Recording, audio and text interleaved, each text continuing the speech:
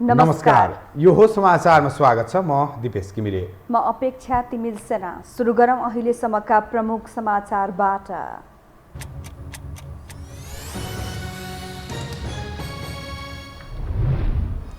कांग्रेस सभापतिका लागि दोस्रो चरणको मतदान जारी। प्रतिस्पर्धामा रहेका देउबा र कोइराला मत माग्न व्यस्त। आजै मत परिणाम सार्वजनिक गर्ने निर्वाचन समितिको तयारी। संघीय संसदको दुवै बैठकमा एमालेको अवरोध कायमै। सरकार र सभामुखले संसद चलाउन नचाहेको आरोप।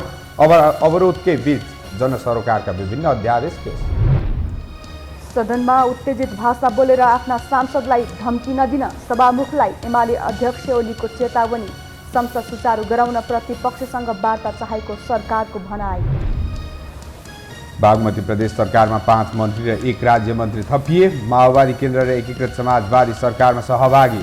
नवनियुक्त मन्त्रीले लिए शपथ। र प्रिमियर लिगका खेलाडी र पदाधिकारी गरी 42 जनामा कोरोना संक्रमण पुष्टि। ब्राइटन र टोटनह्याम तथा युनाइटेड र ब्रेन्टफोर्ड बीचको खेल पनि स्थगित।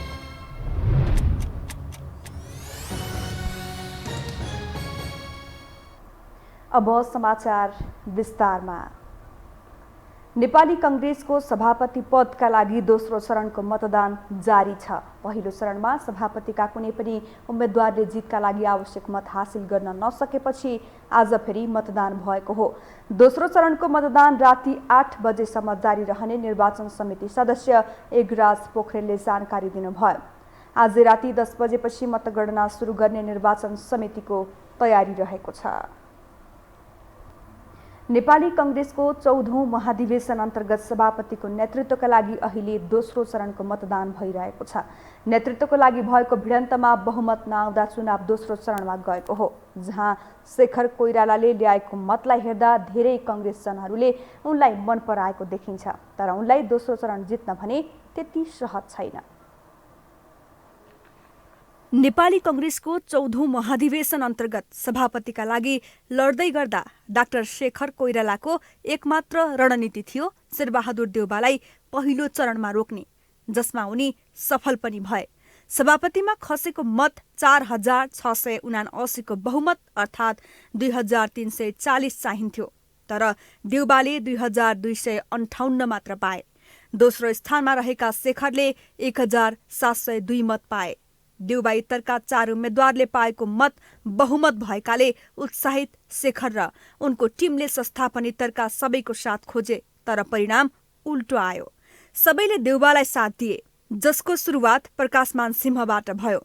मंगलबार बिहानै देउबा आफै सिंहनिवास पुगी प्रकाशमानसँग सहयोग मात्रै मागेनन्। दुई नेताबीच आपसी सहमति नै भयो। स्रोतले जनाए अनुसार नेता सिंह र देउबा बीच सरकारमा सहभागी हुने सम्म सहमति भयो। यस्तै आफूसँग तीव्र असन्तुष्टि राख्दै 13औं महाधिवेशनमा सारथी बनेका निधिको निवास पुगेका देउबालाई निधि आफैले ढोकैबाट स्वागत गरे र आफ्नै टिममा रहेका निधिलाई फकाउन केही मिनेटमै देउबा सफल भए। तर यी दुई बीच के सहमति भयो कि आश्वासनमा देउबालाई साथ दिए त्यो खुलेको छैन। तपाईको कार्यशैलीमा पनि तपाईले चाहिँ परिवर्तन गर्ने पनि एस्योर गर्नुभएको हुनाले र चाहिँ उहाँले चाहिँ यो पार्टीलाई चाहिँ सुधार गर्नुको लागि आउँदो दिनहरूमा र चाहिँ यो चाहिँ जुन भनौँ न आउने तिनै तहको निर्वाचनमा पनि यो चाहिँ कांग्रेसको यो एउटा चाहिँ बलियो र चाहिँ त्यसमा चाहिँ बहुमतको रूपमा कांग्रेस नम्बर 1 पार्टीको रूपमा चाहिँ गर्नुको लागि सल्लाह गरेर चाहिँ गर्छु भनेर भनेको कारणले गर्दाखेरि राजनीतिक विज्ञहरू भने प्रकाशमानले शेखर कोइरालालाई राजनीतिक रूपमा पछि प्रवेश गरेको र आफूभन्दा कनिष्ठलाई अगाडि बढाउन नहुने तर्क राख्दै आएकाले शेखरभन्दा देउबा नै अगाडि बढाउन चाहेको बताउँछन्। यता मतदान स्थलमा सञ्चारकर्मीलाई दोस्रो चरणमा जसरी देउबा हराउने र शेखरलाई सभापति बनाउने राजनीति अभिव्यक्ति दिएका निधि आफ्नो वचनमा 24 घण्टा पनि टिक्न सकेनन्। आफ्नो उम्मेदवारीको उद्देश्य नै देउबा हराउनु बनाएका निधि कसको इशारा या के सम्झौतामा देउबाको साथमा पुगे त्यो भने भोलिको दिनमा प्रष्ट हुने नै छ। दोस्रो चरणको मतदानमा हामी सबैले शेरबहादुर देउबाजीलाई नै समर्थन गर्नेछौँ। मेरो पनि यो परिवर्तनकै पक्षमा थिएँ। म नेतृत्व परिवर्तन हुनुपर्दछ, यो लुकाउने कुरा छैन। र 14औं महाधिवेशनबाट नयाँ पुस्ता आउँछ भन्ने हामीले सोचेका थियौँ। त्यसो त मङ्गलबारे प्रकाशमान र निधिले देउबालाई समर्थन दिएपछि झस्किएका शेखरले दोस्रो चरणको मतदानमा नगई देउबालाई समर्थन गर्छन् भन्ने हल्ला सामाजिक सञ्जालमा राम्रै चल्यो। तर पुस्तान्तरणको आफ्नो एजेन्डामा अडिग रहेका शेखरले साथीहरूले धोका दिए पनि आफू दोस्रो चरणमा प्रतिस्पर्धा गर्ने जानकारी मात्रै दिएनन् कि घुमाउरो तरिकाले निधि र सिंहले धोका दिएको भन्दै अब प्रतिनिधिले विवेकको मतदान गर्नुपर्ने र सही नेता छान्नुपर्ने बताए। हिजै तपाईँ साथीहरूले हेर्नुभयो होला, निर्वाचनको बेलामा भएका घटनाहरू मैले भनिरहनु पर्ने आवश्यकता म देख्दिनँ। मैले आजसम्म रूपान्तरण र पुनर्जागरणका कुरा गरेर आइरहेका छु 4-5 वर्षदेखि। त्यसलाई तार्किक निष्कर्षमा पुर्याउने मैले सोच बनाएको छु र हाम्रो टिम जुन छ त्यसले त्यसमा पक्कै पनि हामी मिलेर काम गर्छौं भन्ने कुरा तपाईहरुको माझमा राख्न चाहन्छु। निधि र सिंहको साथ पाएका देउबाको जित सुनिश्चित छ। यता शेखर कोइरालाले अबको राजनीतिक यात्रा उनको प्यानलबाट अघि सारेका प्रभावशाली नेता गगन थापा र चन्द्र भण्डारीको जित हारले तय गर्नेछ। आफ्ना तीव्र आलोचकहरूलाई समर्थक बनाउन सफल भएका देउबा आगामी दिनमा उनीहरूलाई कसरी सन्तुलनमा राख्छन् भन्ने प्रश्न अहम देखिन्छ। करिब 1.5 महिनापछि सुरु भएको संसद बैठकमा आज पनि एमालेका सांसदले अवरोध गरे। अवरोधका बीच संसदका दुवै सदनमा विभिन्न अध्यादेश पेश भएका छन्। प्रमुख प्रतिपक्ष दल नेकपा एमालेले निरन्तर अवरोध गरेपछि कार्तिक 12 गते स्थगित भएको संघीय संसदको दुवै सदनको बैठक मंगलबार बस्यो। तर मंगलबार बसेको दुवै सदनको बैठकमा पनि एमालेले अवरोध कायमै राख्यो। बैठक सुरु हुने बित्तिकै एमालेका सांसदले विरोध जनाएका थिए।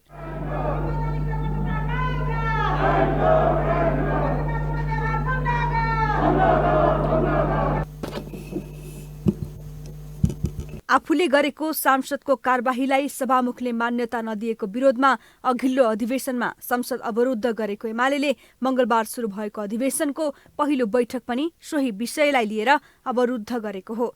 प्रतिनिधि सभाका एमाले सांसदले नाराबाजी गरेका थिए भने राष्ट्रिय सभाका एमाले सांसदले उभिएर विरोध जनाएका थिए। एमाले सांसदहरूको नाराबाजीकै बीच सभामुख अग्निप्रसाद सापकोटाले संसद बैठक सञ्चालन गरेका थिए। माननीय सदस्यहरू सभाको बैठकलाई सुव्यवस्थित तरिकाबाट सञ्चालन गर्न आफ्नो आसन ग्रहण गरी सहयोग गरी दिन हुन प्रतिनिधि सभा नियमावली 2075 को नियम 6 को उपनियम 6 बमोजिम बैठक सञ्चालनमा आवश्यक सहयोगको लागि समेत अनुरोध गर्दछु। यता राष्ट्रिय सभाका सांसद खिमलाल भट्टराईले सरकारको असक्षमता र सभामुखको अकर्मण्यताका कारण देशको राजनीति गलत दिशामा अघि बढिरहेको आरोप लगाए। उनले सभामुखको अकर्मण्यताबाट संघीय संसद पनि प्रभावित रहेको र सही ढंगबाट चल्न नसकेको आरोप लगाए। लोकतन्त्रको मान्यता र मूल्य अनुरूप छैन, हाम्रो संविधानको प्रावधान अनुरूप छैन, संविधानको खिलाफमा जान खोजिएको छ, लोकतन्त्रको खिलाफमा जान खोजिएको छ र यो हामीले जुन प्रणाली स्थापित गरेका छौं त्यसको खिलाफमा जाने कोसिस गरिएको छ, त्यसको विरुद्धमा हामी खडा हुन बाध्य भइरहेका छौं। राष्ट्रिय सभाको बैठकमा गृहमन्त्री बालकृष्ण खाँडको तर्फबाट भौतिक पूर्वाधार तथा यातायात मन्त्री रेणु कुमारी यादवले र प्रतिनिधि सभामा गृहमन्त्रीकै तर्फबाट कानून न्याय तथा संसदीय मामिला मन्त्री दिलेन्द्र प्रसाद बडुले विभिन्न अध्यादेश पेश गरेका थिए। प्रतिनिधि सभाको अर्को बैठक पुस 6 गते बस्नेछ भने राष्ट्रिय सभाको अर्को बैठक आगामी पुस 5 का लागि बोलाइएको छ। अब बाँकी समाचार। सभामुख अग्निप्रसाद सापकोटाले आफ्नो जिम्मेवारीलाई निष्ठा र प्राथमिकताका साथ इमानदारका साथ पूरा गर्ने बताउनु भएको छ। मंगलबार 15औं संघीय संसद सेवा दिवसको अवसरमा संघीय संसद सचिवालयले आयोजना गरेको कार्यक्रमलाई सम्बोधन गर्दै सभामुख सापकोटाले सभामुखको रूपमा आफूले पाएको जिम्मेवारीलाई निष्ठा र इमानका साथ पूरा गर्ने प्रतिबद्धता जनाउनु भएको हो। उहाँले आफूले संसदको प्रतिष्ठा र गौरवलाई माथि उठाउने प्रयत्न गर्ने भन्दै त्यसका निम्ति साथ दिन कर्मचारीलाई आग्रह पनि गर्नुभयो। आफूसँग काम गर्ने स्पिड रहेको उल्लेख गर्दै सभामुख सापकोटाले कर्मचारीहरूसँग रहेको विज्ञतालाई संयोजन गरेर काम गर्न सके संसदप्रति जनतालाई आशावादी बनाउन सकिने विश्वास व्यक्त गर्नुभयो। विज्ञता छ, त्यो विज्ञता र स्पिरिट हामीले संयोजन गर्न सक्यौँ भने हामी जनतालाई आशावादी बनाउन सक्छौँ। चारैतिर अहिले निराशा छाइरहेको बेलामा, चारैतिर चाहिँ प्रश्न उठिरहेको बेलामा सङ्घीय संसदबाट चाहिँ हामी एउटा शक्तिशाली सन्देश दिन सक्छौँ, जनतालाई आशावादी बनाउन सक्छौँ। यस दिशातिर अगाडि बढौँ। सभामुख सापकोटाले सङ्घीय संसद सचिवालयका कर्मचारीहरूलाई दक्ष भक्ति भएर भावनाले काम गर्न आग्रह पनि गर्नुभयो।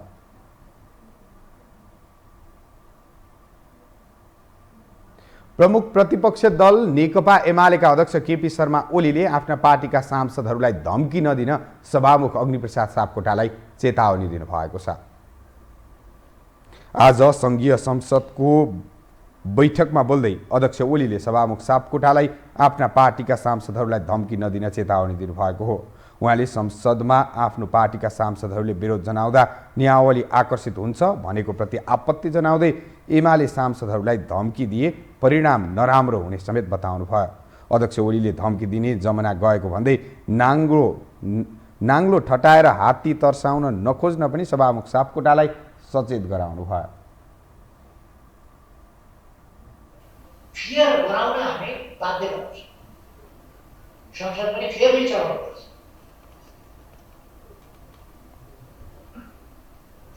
कसैले नियमावली आकर्षित हुन्छ वा संसदीय भाषा नियमावली आकर्षित कानुन आकर्षित हुँदै हुँदैन, नियमावली आकर्षित हुँदै हुँदैन, कहाँ चाहिँ नियमावली आकर्षित। त्यसो भएर धम्की दिने जमाना थियो र अब धम्की नदिए नाङ्गो ठटाएर हात दर्शाउनु पर्दैन। निकाल्छु भन्नेहरूलाई, कारवाही गर्छु भन्नेहरूलाई, नियमावली आकर्षित हुन्छ भन्नेहरूलाई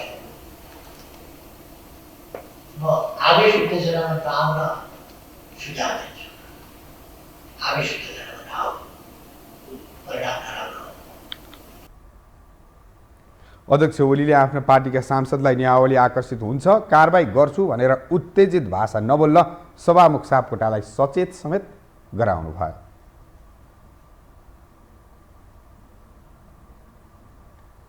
यसैबीच कानुन न्याय तथा संसदीय मामिला मन्त्री दिलेन्द्र प्रसाद बडुले सरकारले संसद सुचारू गराउन प्रमुख प्रतिपक्ष दल नेकपा एमालेसँग वार्ता गर्न चाहेको बताउनु भएको छ।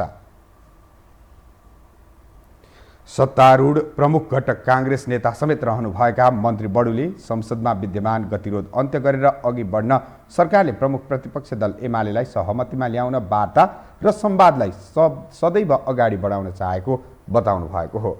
आज संसद भवन परिसरमा सञ्चारकर्मीहरूले राखेको जिज्ञासाको जवाब दिने क्रममा उहाँले अत्यावश्यक विधेयकहरू पनि एमालेका विरोधका बीच पनि सरकारले अघि बढाउने स्पष्ट पार्नुभयो। मन्त्री बडुले आजबाट सुरु भएको हिउँदे अधिवेशन विधेयक अधिवेशन पनि भएकाले अत्यावश्यक विधेयकहरू अघि बढाउनुको विकल्प नभएको तर्क समेत गर्नुभयो। हामीसँग समाचार बाँकी नै छन्, अहिलेलाई विश्राम।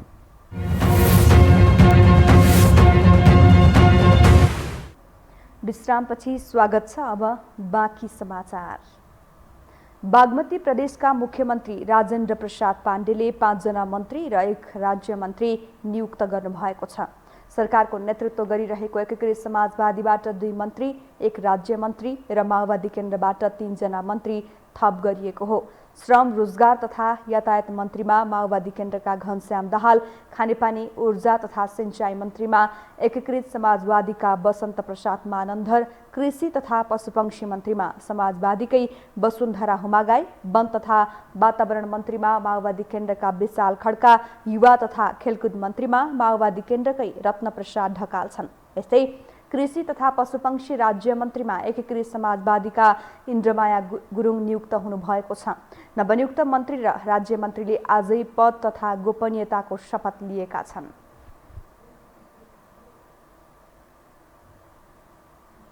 मिलेनियम च्यालेन्ज कर्पोरेसन एमसिसीको विरोधमा नयाँ बानेश्वरस्थित सङ्घीय संसद भवन बाहिर प्रदर्शन गरिएको छ। आज सीपी गजुरेलको नेतृत्वमा रहेको देशभक्त जनगणतान्त्रिक मोर्चा, नेत्र विक्रम चन्द विप्लव नेतृत्वको नेपाल कम्युनिस्ट पार्टी, विश्वभक्त दुलाल आहुति नेतृत्वको वैज्ञानिक समाजवादी कम्युनिस्ट पार्टी नेपाल लगायतका घटकहरूको आह्वानमा एमसिसीको विरोध गर्दै संसद भवन बाहिर प्रदर्शन भएको हो। दर्जनौंको संख्यामा भेला भएका युवाहरूले एमसिसी चाहिँदैन, देश बेच्न पाइँदैन, दलालहरू होशियार, एमसिसी खारेज गर लगायतका नारा लगाएका थिए भने कालो झण्डा प्रदर्शन गरेका थिए। एमसिसीको विरोध गर्दै सडकमा उत्रिनेहरूलाई प्रहरीले बलपूर्वक हटाएको छ भने केही युवाहरूको समूहलाई प्रहरीले नियन्त्रणमा समेत लिएको छ।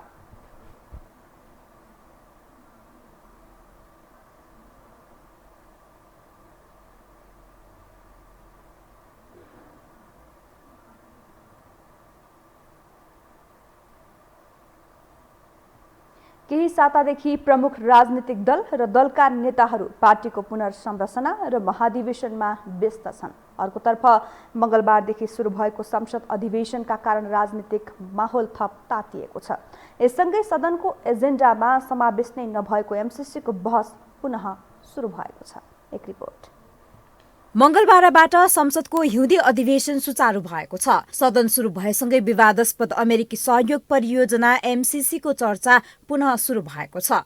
हिउँदे अधिवेशन सुरु भएकै दिन नेपाल कम्प्याक्टका विषयमा वाशिंटनमा एमसिसी निर्देशक समितिको बैठक छ। एमसिसीको वेबसाइटमा उल्लेख गरिएको बैठकको 6वटा एजेन्डा मध्ये तेस्रो एजेन्डामा नेपालसँग भएको एमसिसी सम्झौता उल्लेख छ।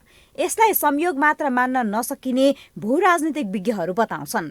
नेपालमा एमसिसी सम्झौता भएको 4 वर्ष बितिसकेको छ, तर अझै संसदबाट अनुमोदन हुन सकेको छैन।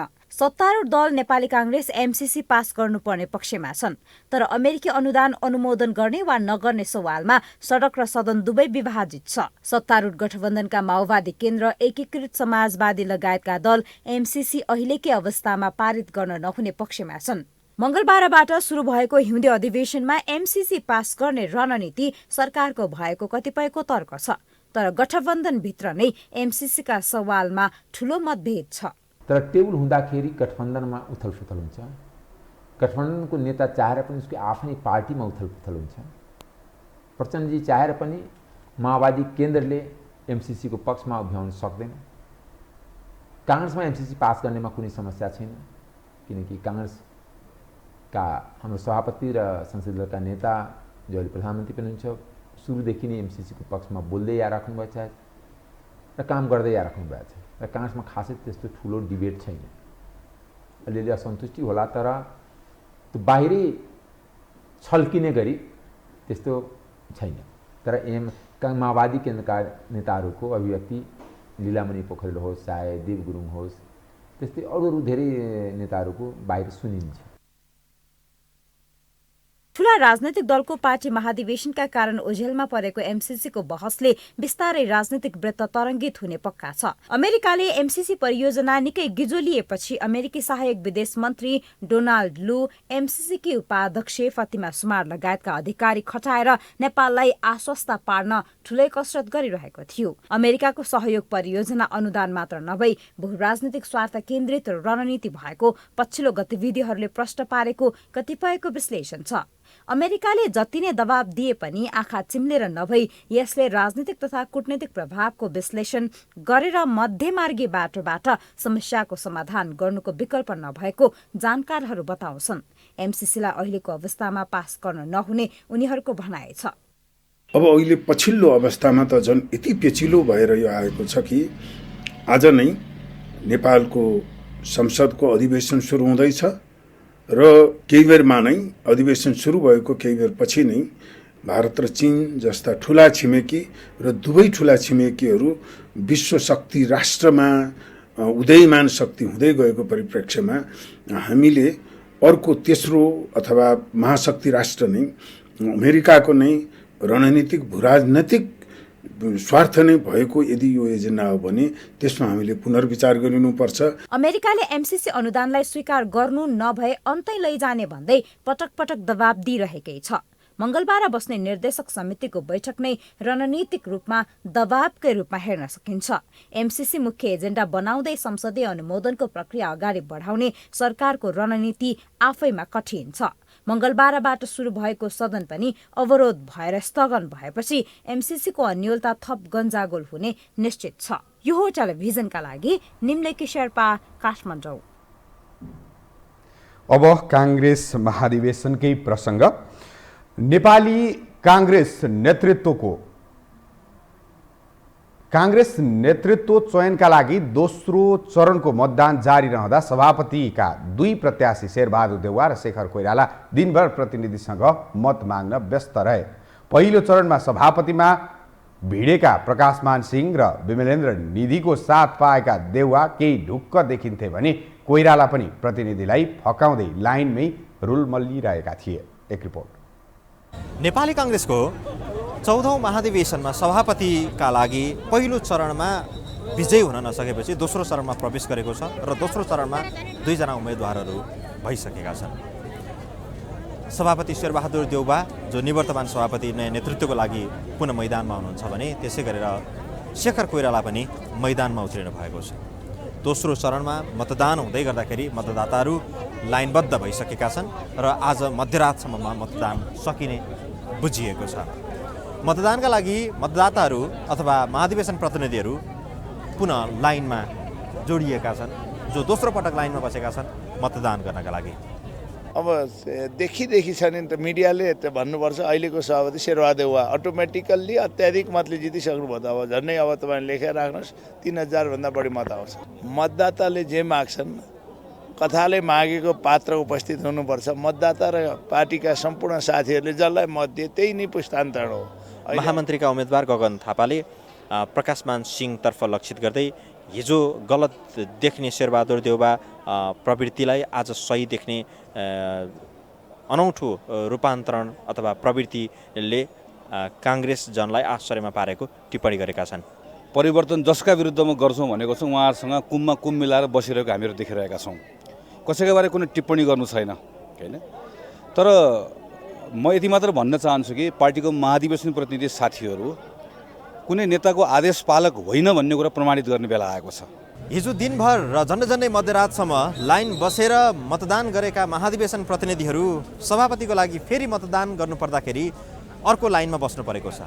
थकित मतदाताहरूको अनुहारले यो प्रश्न बताउँछ कि अब फेरि गर्नु परेको मतदान र यो मतदानबाट चाहिँ सभापति अवश्य चुनिनेछ भन्ने कुरामा चाहिँ ढुक्क छ र अङ्कगणित पनि लगभग त्यही नै हो। क्यामेरामा सञ्जय घिमिरेको साथमा विक्रम श्रेष्ठ, बिर्खुटी मण्डप, काठमाडौँ।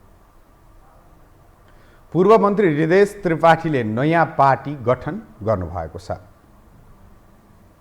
आज काठमाडौँमा पत्रकार सम्मेलन गर्दै पूर्व मन्त्री त्रिपाठीले जनता प्रगतिशील पार्टी गठन गर्नुभएको हो। पार्टी घोषणापछि पूर्व मन्त्री त्रिपाठीले देशमा पार्टीको अभाव भएर नयाँ पार्टी गठन नगरेको बताउनुभयो। उहाँले अहिले देशमा वैचारिक बहस शून्य रहेको र वर्तमान अवस्थामा राज्यका 3वटै अङ्गहरू व्यवस्थापिका, कार्यपालिका र न्यायपालिका प्रभावहीन तथा गतिहीन भएकाले देशको राजनीतिलाई गतिशील बनाउन नयाँ पार्टी गठन गरेको बताउनुभयो। पूर्व मन्त्री त्रिपाठीले अन्य दलको आलोचना नगरी काम र सिद्धान्तले पार्टीलाई अघि बढाउने पनि दाबी गर्नुभयो।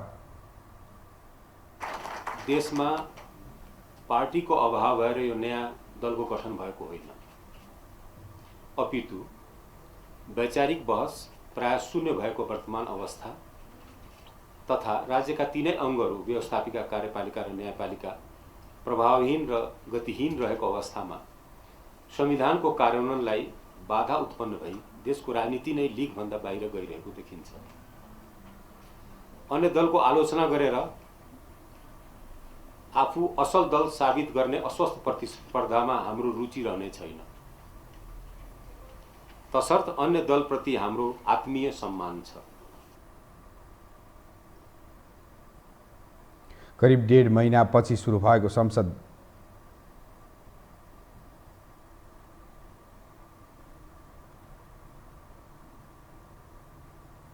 पछिल्लो 24 घण्टामा थप 264 जनामा कोरोना भाइरसको संक्रमण पुष्टि भएको छ। स्वास्थ्य तथा जनसङ्ख्या मन्त्रालयका अनुसार 9392 जनाको PCR परीक्षणमा 229 जना र 4317 एन्टिजेन परीक्षणमा 35 जना गरी 2264 जनामा संक्रमण पुष्टि भएको हो। पछिल्लो 24 घण्टामा कोरोना भाइरस संक्रमण मुक्त हुनेको संख्या पनि निरन्तर बढ्दै गएको छ। त्यस्तै संक्रमणबाट थप 2 जनाको मृत्यु भएको छ। हाल देशभर सक्रिय संक्रमितको संख्या 5689 रहेको छ। उपराष्ट्रपति नन्दबहादुर पुनले हस्तकला नेपालको व्यापार घाटालाई सन्तुलित राख्ने प्रमुख क्षेत्र भएको बताउनु भएको छ।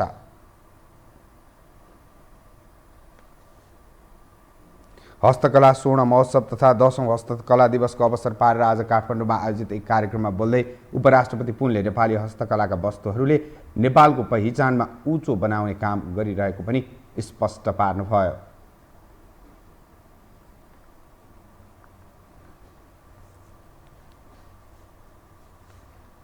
हस्तकला नेपालको मौलिकपनको चिनारी हो। नेपाली कलाकारहरूको सिप र कला हो। हस्तकला राष्ट्रिय अर्थतन्त्रको महत्त्वपूर्ण हिस्सा पनि हो। हस्तकला हाम्रो देशको व्यापार घाटालाई सन्तुलित राख्ने प्रमुख क्षेत्र हो र हस्तकला लाखौँ लाख नेपालीको रोजगारीको क्षेत्र पनि हो। विशेष गरी महिलाहरूलाई उद्यमी र आर्थिक रूपमा सबल बनाउने क्षेत्र हो र लाभ भएको क्षेत्र हो। कार्यक्रममा बोल्दै महोत्सवका संयोजक रविन्द्र साक्यले हस्तकला क्षेत्र हेर्ने छुट्टै मन्त्रालय स्थापना गर्न सरकारसँग माग गर्नुभयो। संयोजक साक्यले हस्तकला क्षेत्रको विकासका लागि सरकारले कच्चा पदार्थको निर्यातमा समेत उपयुक्त वातावरण बनाउन नसकेको गुनासो समेत गर्नुभयो।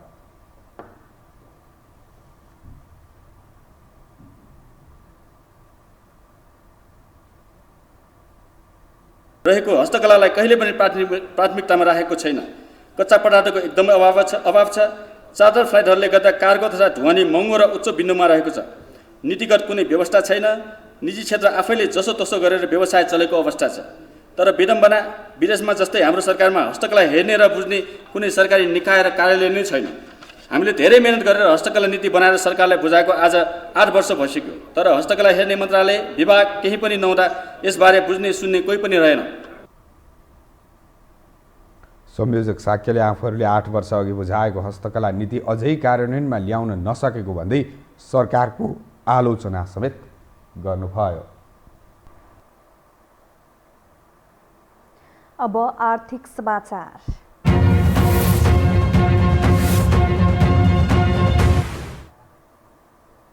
नेपाल स्टक एक्सचेन्ज नेप्सेमा साताको कारोबारको तेस्रो दिन आज मंगलबार सकारात्मक सर्किट लागेर बन्द भएको छ।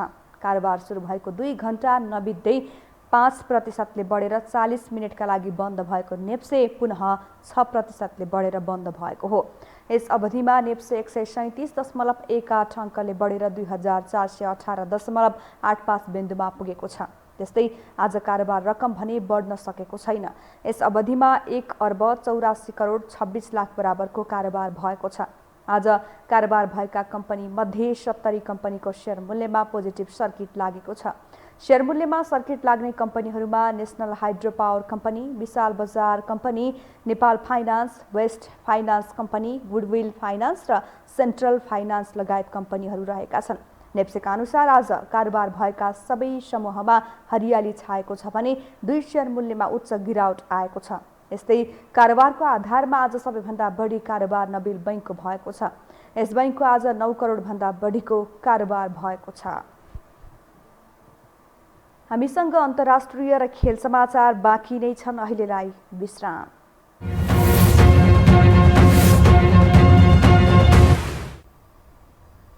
विश्रामपछि स्वागत छ। अब पालो अन्तर्राष्ट्रिय समाचारको।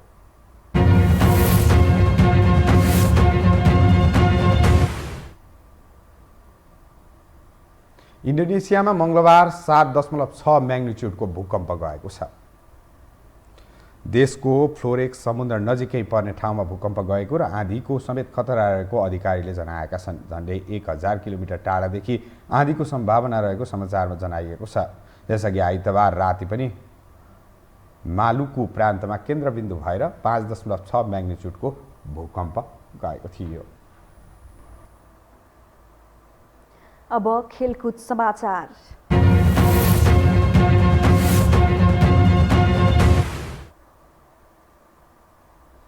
इङ्ग्लिस प्रिमियर लिगका 42 जनामा कोरोना संक्रमण देखिएको छ। पछिल्लो पटक गरिएको परीक्षणमा खेलाडी र पदाधिकारी गरी 42 जनामा कोभिड संक्रमण देखिएको हो। गत जनवरीपछि पहिलो पटक ठूलो संख्यामा खेलाडी र पदाधिकारीमा कोरोना संक्रमण पुष्टि भएको हो। प्रिमियर लिगका Brighton, Tottenham, Leicester City, Manchester United, Aston Villa र नर्विच सिटीका खेलाडी र पदाधिकारीमा कोरोना देखिएको हो। कोरोनाकै कारण ब्राइटन र टोटनह्याम तथा युनाइटेड र ब्रेन्टफोर्ड बीचको खेल पनि स्थगित भएको छ। अब मौसम सम्बन्धी जानकारी।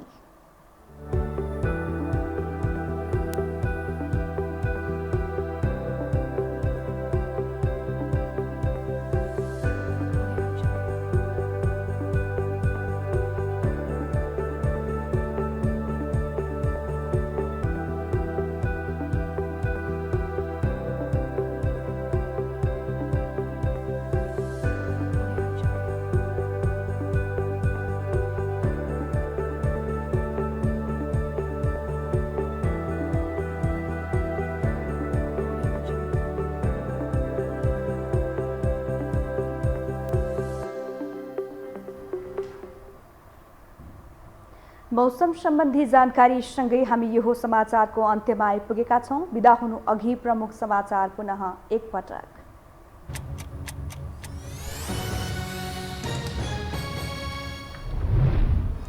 कांग्रेस सभापतिका लागि दोस्रो चरणको मतदान जारी। प्रतिस्पर्धामा रहेका देउबा र कोइराला मत माग्न व्यस्त। आजै मत परिणाम सार्वजनिक गर्ने निर्वाचन समितिको तयारी। संघीय संसदको दुवै बैठकमा एमालेको अवरोध कायमै। सरकार र सभामुखले संसद चलाउन नचाहेको आरोप। अवरोधकै बीच जनसरोकारका विभिन्न अध्यादेश पेश। सदनमा उत्तेजित भाषा बोलेर आफ्ना सांसदलाई धम्की नदिन सभामुखलाई एमाले अध्यक्ष ओलीको चेतावनी।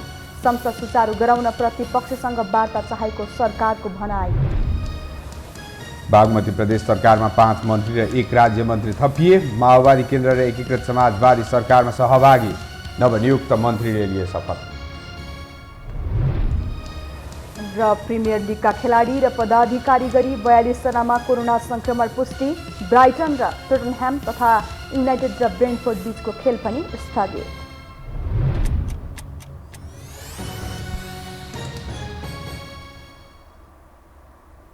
हवस् त यो समाचार सकियो। समाचार बुलेटिनका साथै यो टेलिभिजनका सम्पूर्ण कार्यक्रम यो टेलिभिजन.com, यो खबर.com, युट्युब र फेसबुकमा पनि पढ्न र हेर्न सक्नुहुनेछ। मोबाइलमा यो टिभी एप डाउनलोड गरी हामीलाई प्रत्यक्ष हेर्न सक्नुहुनेछ। तथ्यसहितको निष्पक्ष समाचार तथा मनोरञ्जनका लागि यो टेलिभिजन हेर्दै गर्नुहोला। नमस्कार।